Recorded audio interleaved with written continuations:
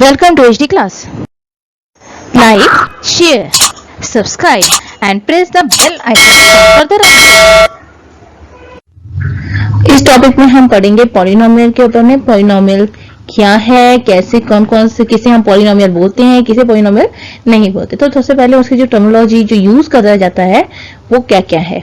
तो पहले हम यूज करेंगे वेरिएबल और कांस्टेंट। यहाँ पर क्या है, वेरिएबल यूज किया जाता है और कांस्टेंट यूज किया जाता है। ठीक है, जैसे कि अब x कोई भी वैल्यू होगी उसमें x होगा, y होगा या u होगा, t होगा, ये सारे क्या है, वेरिएबल्स हैं। ये सारे क्या है, वेरिएबल्स हैं। ठीक है, अब जो वेरिएबल्स हैं ये वेरिएबल्स इन्हें क्यों बोला जा रहा है, क्योंकि ये सारे क्या कर रहे हैं, वेरी कर रहे हैं, यानी कि ये बदल रहे हैं। ठीक, और कांस्टेंट का मतलब है कि वो बदल नहीं रही हैं, यानी सेम है। 4 हो गया, 7 हो गया, ये सारे नंबर तो नंबर ही है ना, नंबर थोड़ी चेंज होंगे। ठीक है, जैसे आप एग्जांपल के लिए लिए आपकी मैथ की बुक है। ठीक है, मैथ की बुक है, मैथ तो सभी जगह रहता है। फर्स्ट क्लास में मैथ सब्जेक्ट होता है, सेकंड क्लास में मैथ के सब्जेक्ट होता है, थर्ड क्लास में मैथ का सब्जेक्ट होता है। मैथ तो चेंज ही नहीं होता, लेकिन उसके जो कंटेंट्स हैं वो क्या हो जाते हैं, चेंज हो जाते हैं। तो कंटेंट्स वेरिएबल हो गए और जो सब्जेक्ट है वो क्या है, कांस्टेंट है। तो यानी जो चेंज हो जाए, ठीक है, यानी बदल सके, तो वो हो गया वेरिएबल। और जो कांस्टेंट है वो क्या है, बिल्कुल भी बदल नहीं सकता। यानी जो बच्चे शरारती हैं ना, जो बच्चे शरारती हैं उन्हें बोलते रहते हैं कि भैया तुम शरारत मत करो, तो वो लोग नहीं सुनते। जो वो सुनते ही नहीं ना, तो वो कांस्टेंट है। और जो सुन जाते हैं, यानी एक जैसा प्यार से बोलो बेटा नहीं करो, वो आराम से सुन जाते हैं ना, तो वो वेरिएबल है। तो पॉलिनोमियल में जो अच्छे बच्चे हैं, जो अपने आप को अकॉर्डिंग टू कंडीशन चेंज कर लेते हैं, वो वेरिएबल हो गए। जो नहीं चेंज करते वो है कांस्टेंट। अब एग्जांपल एक और लेते हैं। ये बना लिया एक स्क्वायर। ठीक है, यहाँ पर आपका एक स्क्वायर है। ठीक, जब इस स्क्वायर का हमें पेरीमीटर निकालना है, ठीक, पेरीमीटर हम निकालेंगे इसका विद साइड जो है, यहाँ पर अगर साइड जो है यानी x जो है, यहाँ पर ये साइड है x। ठीक है, यहाँ पर क्या रख दिया हमने, x मान लिया। अगर x को 3 मान लेते हैं, 3 मानना मतलब ये क्या हो गया, ये 3 हो गया, ये भी आपका 3 हो गया, और ये भी आपका 3 हो गया। ठीक है, ये भी आपका 3 हो गया, यानी all the 4 side are equal to 3 हो गया। तो इसका पेरीमीटर क्या होता है, हम क्या लिखते हैं, पेरीमीटर जो है वो लिखते हैं इक्वल टू 4 टाइम साइड, यानी 4 टाइम 3। ठीक है, ये लिखेंगे। हम इसका सोल्यूशन नहीं निकालते क्योंकि हमें सोल्यूशन की जरूरत नहीं है। अगर हमारे पास इसने कहा नहीं 3 नहीं लो, अब हमने लेना है 4। ठीक है, तो पेरीमीटर नया क्या पेरीमीटर बन जाएगा आपका, P इज इक्वल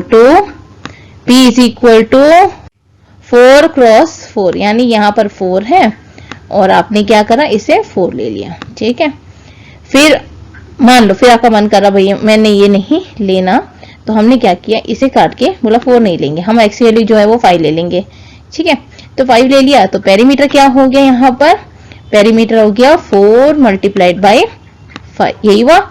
अब इसमें क्या चीज कॉमन आपको दिख रही है, ये जो 4 है क्या वो चेंज हो रहा है इन तीनों में, इन तीनों केस में 4 तो सेम रहा, लेकिन ये चेंज होता गया, ये चेंज होता गया। तो ये जो 3 ये जो चेंज होता गया, ये क्या है, वेरिएबल है। और जो चेंज नहीं हो रहा है वो क्या है, कांस्टेंट है। तो वेरिएबल किसे बोलेंगे, जो चेंज हो जाएगा, और कांस्टेंट वो जो कि चेंज नहीं होगा। तो पॉलिनोमियल कौन कौन से हैं, ठीक है, पॉलिनोमियल हम किसे बोल सकते हैं, पॉलिनोमियल है क्या क्या। आपने जब भी कोई एक एक्सप्रेशन, एल्जेब्रिक एक्सप्रेशन, जब जैसे यहां पर ये है x पावर 4 पावर में आ गया, प्लस कोई भी नंबर हो, तो दिस इज अ पॉलिनोमियल। ठीक है, जिसमें क्या है, जब x की पावर समथिंग आ जाए then it is a polynomial. तो इसका मतलब ये हो गया कि जो पॉलिनोमियल है जिसमें x पावर नहीं आएगी तो वो पॉलिनोमियल नहीं है। यानी 2 जो है ये कांस्टेंट नंबर जो है ये पॉलिनोमियल नहीं है, नहीं ये पॉलिनोमियल है, लेकिन इसे हम बोलेंगे कांस्टेंट पॉलिनोमियल। लेकिन क्यों बोला जाता है इसको कांस्टेंट पॉलिनोमियल, क्योंकि इसमें क्या है, x की पावर 0 होती है। ठीक है, जहां पर x की पावर 0 होती है वो पॉलिनोमियल होता है। तो पॉलिनोमियल कहां से शुरू हो सकता है, जैसे अगर मेरे पास एक ही वेरिएबल है, यहाँ पर एक ही वेरिएबल मतलब मैंने x वेरिएबल को यूज किया है, तो क्या है वेरिएबल है, कौन सा वेरिएबल है, 1 वेरिएबल। अगर मैं यहाँ पर y ले लेती, जैसे यहाँ पर आपका y 20 ठीक है, ऐसे कुछ आपका आ जाता है, y20 आ गया, प्लस धीरे धीरे आप इसे स्लो करोगे, मतलब यहाँ पर कुछ वैल्यू आएगी, यहाँ कुछ वैल्यू आएगी, यहाँ कुछ वैल्यू आएगी, यहाँ कुछ वैल्यू आएगी, और लास्ट में आप लिखते हो y पावर 0। y पावर 0 का मतलब क्या हो गया, ये 1 हो गया। जब ये ऐसे आते हैं आपके पास तो ये हो गया 1 वेरिएबल। कितने वेरिएबल है इसे, 1 वेरिएबल, ठीक है, इसे 1 वेरिएबल यूज हो गया, और ये पॉलिनोमियल इक्वेशन है। माइनस y0 मतलब ये क्या हो गया, 1 हो गया, कांस्टेंट आ गया। तो लास्ट टर्म जो है कांस्टेंट एंड समथिंग जो नंबर है वो सारे पॉलिनोमियल है। तो कौन से ऐसे नंबर है जो पॉलिनोमियल नहीं है, क्योंकि कुछ तो ऐसे होंगे ना जो पॉलिनोमियल आपके नहीं है। हाँ। जब रूट आपका x आ जाता है, क्या आ जाता है, रूट x, ऐसे वैल्यू आ जाए, या आप रूट x को x पावर 1/2 लिख सकते हो, ठीक है, जिसमें पावर आ जाता है 1/2 हो जाता है, यानी 0 से कम वैल्यू जो भी हो जाती है वो पॉलिनोमियल नहीं है, ठीक है। यानी अगर मेरे पास x पावर यहां पर आ गया आपका 9th रूट, तो ये भी पॉलिनोमियल नहीं है, यानी कोई हो और 1 में आता तो वो पॉलिनोमियल नहीं होता है। तो इसका मतलब अगर 1/x आया तो वो पॉलिनोमियल हो सकता है, कभी भी नहीं हो सकता। क्यों, क्योंकि इसमें क्या है, x पावर क्या हो गया, -1 हो गया, ठीक है, x पावर -1 आ गया। नेगेटिव वाले जो भी आएंगे इसमें वो पॉलिनोमियल नहीं है, ठीक। और जब आपसे 1 वेरिएबल पूछा गया है ना, अगर मान लो कभी आपसे बोला गया कि आप 1 वेरिएबल बताओ, तो 1 वेरिएबल यानी कि अगर x है तो 1x ही होना चाहिए। आपने ये लिख दिया इक्वेशन y² प्लस 2x, ठीक है, y² प्लस 2x, ये पॉलिनोमियल है या नहीं है, आपके माइंड में आया कि नहीं है, नहीं पॉलिनोमियल तो है, लेकिन पॉलिनोमियल इन 2 वेरिएबल है, 2 अलग अलग वेरिएबल है यहाँ पर, ठीक है। तो ये क्वेश्चन अलग हो जाता है। तो अगर पॉलिनोमियल इन 1 वेरिएबल यानी एक ही वेरिएबल के बारे में पूछा है तो उस इक्वेशन में सिर्फ एक ही वेरिएबल आना है। यहाँ पर क्या है, ये 1 वेरिएबल नहीं है, यहाँ पर y भी है और x भी है। तो ऐसे टाइप के क्वेश्चन को कहाँ बोलेंगे, this is not a polynomial in 1 variable. जब भी ऐसे क्वेश्चन पूछा जाता है ना, तो कंडीशंस को आपको बहुत ध्यान से पढ़ना पड़ता है कि क्या कंडीशन दी हुई है। यहाँ पर है पॉलिनोमियल इन 1 वेरिएबल, पॉलिनोमियल इन 2 वेरिएबल, पॉलिनोमियल इन 3 वेरिएबल, अलग अलग जितने भी वेरिएबल दिए जाएंगे उतने वेरिएबल होने चाहिए। 1 दिया है तो 1 होना चाहिए, 2 दिया है तो 2 होना चाहिए, ठीक है। तो अब आपने पढ़ा है इसमें कांस्टेंट पॉलिनोमियल के बारे में। कांस्टेंट पॉलिनोमियल यानी 2 हो गया कांस्टेंट पॉलिनोमियल, लेकिन कांस्टेंट में तो 2 हो गया, सिर्फ अकेला 2 ही होता है, 4 कांस्टेंट नहीं है, 4 भी कांस्टेंट है। यानी कोई भी नंबर, चाहे वो 11 हो चाहे वो 22 हो, ये सारे जो है वो कांस्टेंट पॉलिनोमियल है। कब, जब उसका x का पावर क्या होगा, 0 होगा, ठीक है। अब कांस्टेंट पॉलिनोमियल अगर 0 है तो 0 भी तो कांस्टेंट ही है, तो इस टाइप के पॉलिनोमियल को हम बोलेंगे 0 पॉलिनोमियल। सिर्फ 0 जिसमें होगा कांस्टेंट पॉलिनोमियल 0, वो है 0 पॉलिनोमियल, ठीक है, उसे हम क्या बोलेंगे, 0 पॉलिनोमियल। इस टॉपिक में हम डिस्कस करेंगे कि कोफिशिएंट और टर्म्स क्या है। अब जब हम यूज करते हैं ना पॉलिनोमियल में, ये इतने, इसमें देखो इन तीन इक्वेशन है, इन तीनों इक्वेशन में अलग अलग टर्म्स हैं। कितने टर्म्स है इसमें, देखो 1 2 3, इसमें कितने टर्म्स है, टोटल 3 टर्म्स है, ठीक है। तो हम क्या लिखेंगे इसमें, 3 टर्म्स, ठीक है, दिखाई नहीं, इसमें 3 टर्म्स आ गए इसमें, ठीक है।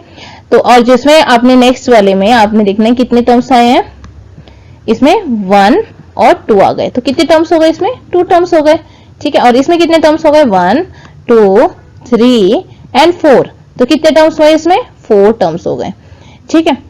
अब कोफिशिएंट क्या होता है, कोफिशिएंट यानी ये x² है ना, इस x² के साथ में ये क्या है, 4 है, 4 क्या है, कांस्टेंट टर्म है। तो जब ये कांस्टेंट टर्म आता है ना, तो वो कांस्टेंट टर्म को बोलेंगे कोफिशिएंट, ठीक। अब जब कोफिशिएंट लोगे तो विद साइन आप इसको लेके जाओगे, अगर यहाँ पर माइनस साइन है तो साइन लोगे।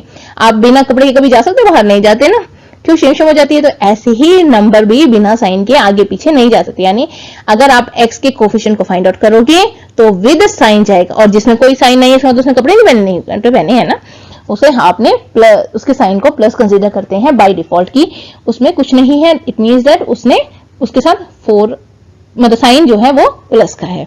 अब इस केस में कोफिशिएंट ऑफ x² पूछा जाएगा तो आप क्या लिखोगे, यहाँ पर -4 है तो -4 लिखोगे, +4 है तो +4 लिखोगे।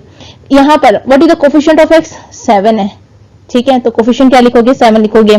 कहीं पर कोफिशिएंट x का 10 होता है तो 10 लिखोगे, यानी जो कांस्टेंट नंबर है विद साइन आप उसे लिखोगे, दैट इज अ कोफिशिएंट। ठीक, तो अभी आपसे क्वेश्चन में पूछा जाए कि what is the coefficient of x in this case in this equation. ये जो इक्वेशन आपको दिया हुआ है, इस इक्वेशन में कोफिशिएंट क्या है, तो आप क्या लिखोगे? इसका इक्वेशन में x का कोफिशिएंट है 7 and what is the coefficient of x square -4। Okay, I hope कि आपको ये चीज समझ आई। जब हमारे पास टर्म्स 3 टर्म्स हो तो हम क्या करेंगे? बोलेंगे उसे ट्राइनोमियल। जिसमें 2 टर्म्स होते हैं उसे बाइनोमियल, और जिसमें 1 टर्म होते हैं वो मोनोमियल होते हैं। ठीक है, यानी 3 ट्राई मतलब 3, बाई मतलब 2, मोनो मतलब 1। तो 1 टर्म में मोनोमियल, 2 टर्म्स में बाइनोमियल एंड 3 टर्म्स में ट्राइनोमियल बोलेंगे। अब आया आपका डिग्री ऑफ अ पॉलिनोमियल। यानी आपको डिग्री फाइंड आउट करनी है, यानी कि उसके बाद जो हाथ में डिग्री देख लिया पढ़ लिया उसने, उसका डिग्री है नहीं।